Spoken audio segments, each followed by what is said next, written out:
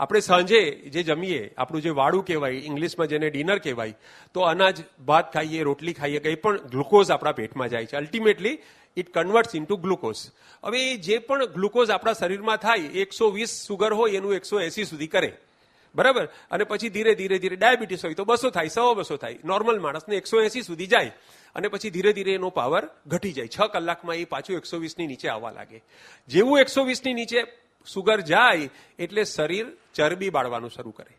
આપણે જેમ કારમાં 2 હોય ને, પેટ્રોલથી પણ ચાલે છે અને આ ઇલેક્ટ્રિકથી પણ ચાલે છે, અથવા ડ્યુઅલ મોડ હોય, ગેસથી પણ ચાલે છે, પેટ્રોલથી પણ ચાલે છે. એમ આપણું શરીર ગ્લુકોઝથી પણ ચાલે અને ચરબીથી પણ ચાલે. ગ્લુકોઝ પૂરું થઈ જાય પછી જ ચરબીથી ચાલુ થાય. એક શરત છે શરીરની. તો તમે જમી લો, એના 6 કલાક પછી શરીર ગ્લુકોઝ ઓછું થવા માંડે એટલે ચરબી બાળવાનું શરૂ કરે.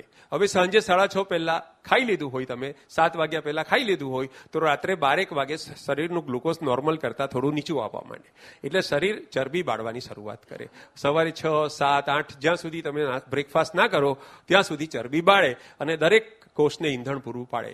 આ વ્યવસ્થા એવી છે કે રોજ રોજ જમા થયેલી ચરબી એટલે કે કોલેસ્ટ્રોલ રોજ રાત્રે 12 વાગ્યા પછી બળી જાય અને સાંજે જે 12 કલાકથી વધુ ભૂખ્યા રહે સવાર સુધી, એનું કોલેસ્ટેરોલ કે ટ્રાઇગ્લિસરાઇડ કદી વધતું નથી એટલે હાર્ટ એટેક થાય નહીં, અને ગ્લુકોઝ કદી વધતું નથી એટલે એને ડાયાબિટીસ નહીં થાય.